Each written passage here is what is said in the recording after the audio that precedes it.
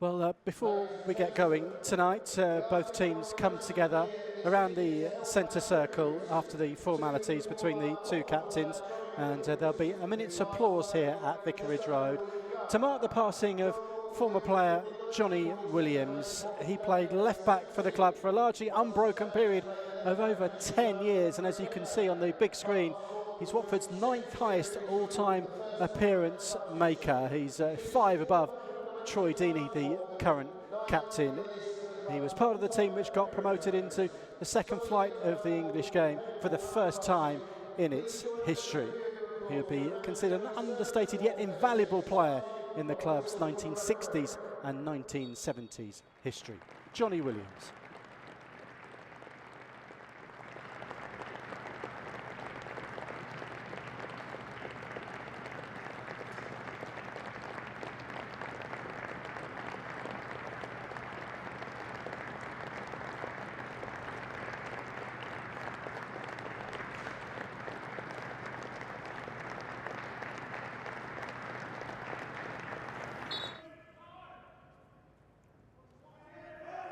Stands hands on hips, the Watford captain, just inside the 6-yard box. Hughes with an in-swinger this time. Comes to Alto, and it's tipped onto the bar. Pedro with the follow-up, cleared near the line. But the offside flag is up. Well, the in-swinger caused problems. Alto so close to his first Watford goal, but I think we credit Seny Dieng with the save there. I think his fingertips turned that ball onto the crossbar. Flicked off Todd Kane. Alto.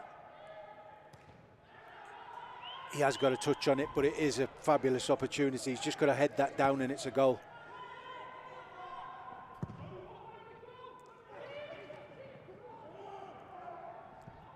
Well, just slightly less central, Tommy, and the goalkeeper wouldn't have had a chance, would he? But we can see João Pedro there clearly offside before he headed the rebound towards goal. Alto forward again.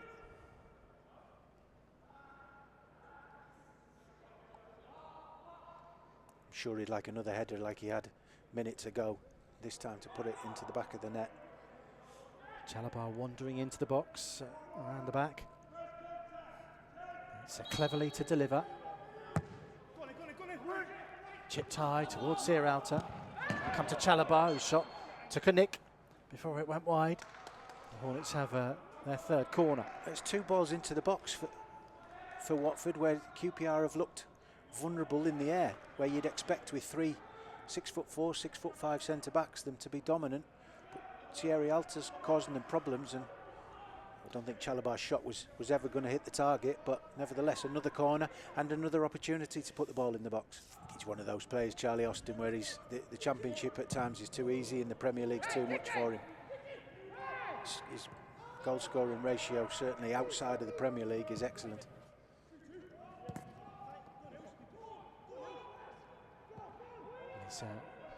It's better than a 1 and 2, Tommy. 258 goals in, well, tonight his 496th career appearance. Yeah, it's excellent. Now cleverly with the ball forward, and Sarr is the first to it.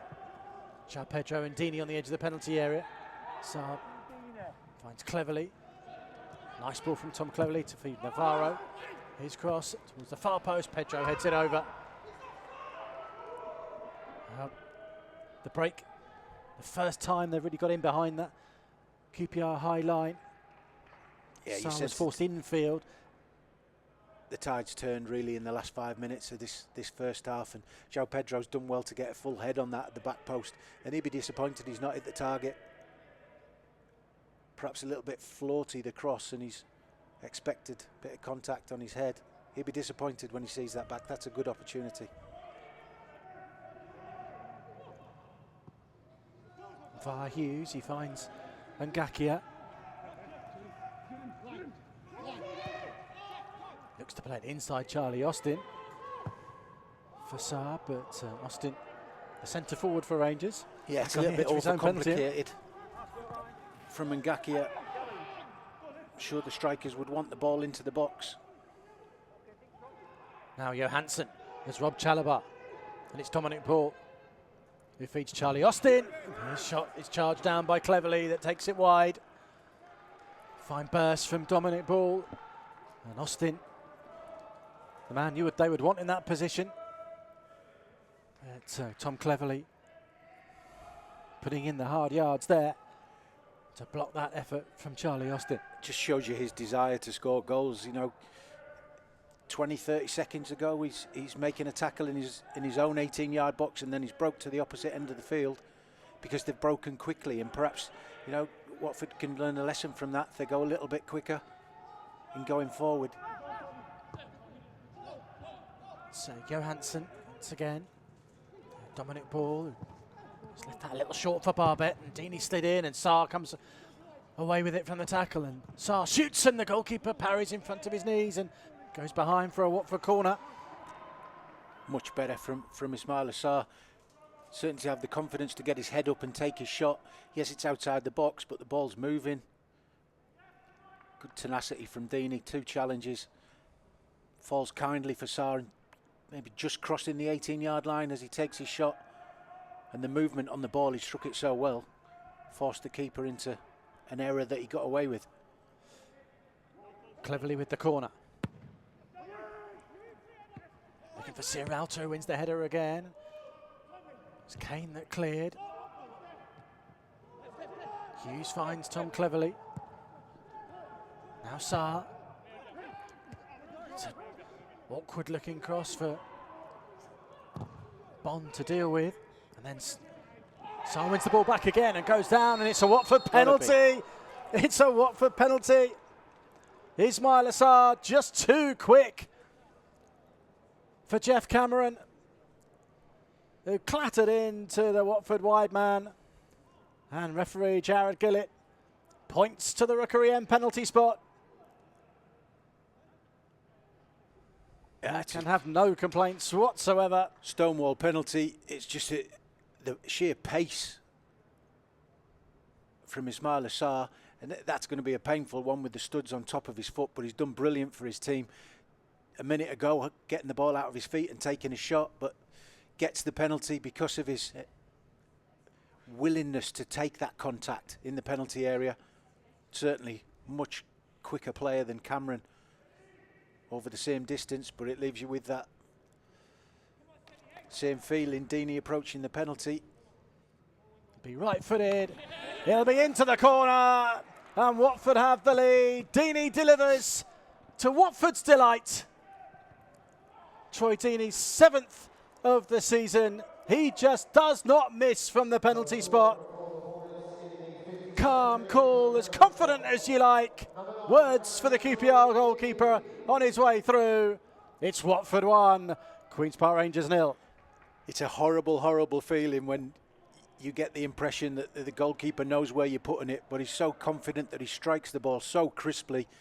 This time he's gone to the keeper's left, and you could see the goalkeeper move one step to his right, and that's why you get the verbals from the goalkeeper, something that had been said beforehand, I'm sure, as is the norm with the penalty, when people try and put you off your strike, but he struck it so crisply.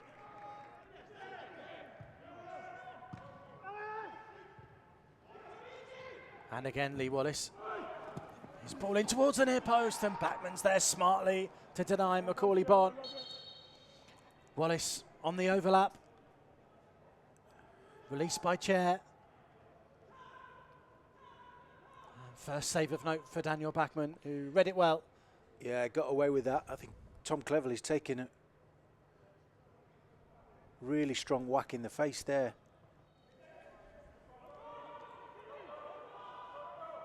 This is Willock.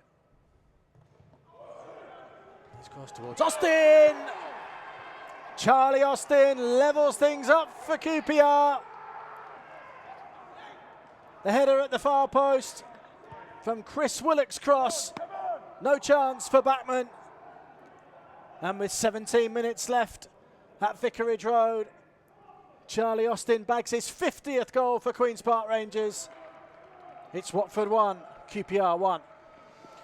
Yeah, it's a good cross in from Willock. He's done well to get the cross in, but it's poor from Troost-Ekong. He doesn't know where Charlie Austin is. His favourite actually to win the header. Daniel Backman has no chance with Charlie Austin that close in the 6-yard box. Free header. You could see it coming. in the last 5 or 7 minutes or something like that. QPR have had a couple of good opportunities, missed 1 or 2 chances. When it falls to Charlie Austin, it doesn't often miss. Charlie Austin's that predatory instinct, attacking the back post. We mentioned it a couple of times in the first half. It's Andre Gray working the ball out for Sema. Up against Dickey. Still going, Sema. Here's cross. Deeney heads it down. Doesn't quite drop for Gray, but here's cleverly. He's cleared off the line. Rangers have bodies back. And Tom cleverly denied by a goal line clearance. It remains 1 apiece. Yeah, it's good play from Sema. I thought he'd taken too many touches, but he manages to stand it up. Deeney's clever enough. I don't think Gray expected Deeney to lay it off to him, because if he took it earlier on his right foot, the defender wouldn't have had a chance to get back in time and he could have got his shot away. Rob Dickey it was. Really good play from Sema. I think he has kept it in and stopped the ball going out. Toke finds Bon.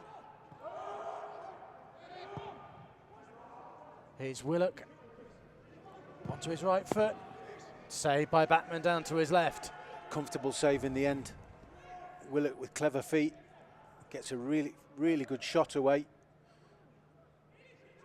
Good hands from Daniel Bachmann.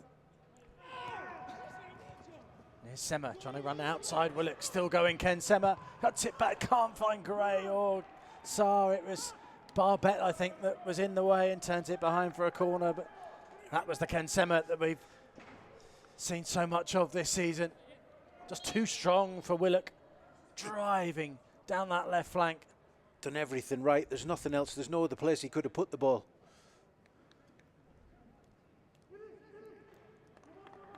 So much strength as he drives around the outside. Jeremy Ngakia now feeling the upper part of his leg. Chalobah stretching his calves out as well.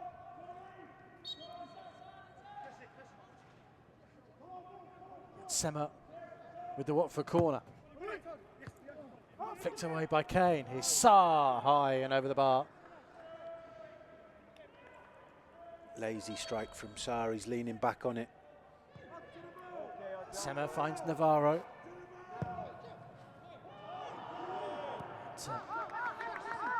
Navarro looked to return the favour and Sema wasn't there because he'd come in field. Willock looking for the run of Thomas. Kane with the cross. Might come to Adoma here. Albert Adoma might just have won it for Queen's Park Rangers. Got there on the edge of the 6-yard box. Composed and tucks it past Bachmann into the Vicarage Road end net. His first goal of the season, his first goal for QPR, and what a time to score it for Albert Adoma. Chris Willock causing all the danger once again. Thomas did well. Kane's cross, wonderfully controlled by Adoma, and a finish to match. Watford 1, Queen's Park Rangers 2. Well, it's a great finish from Adoma. Good work all round from QPR, but his touch and finish is excellent. Having said that, there's only 2 QPR players inside the 18-yard box and they're between the 3 defenders. Really disappointing. It's almost like they've switched off again tonight, the Watford back 4. So click here for more videos.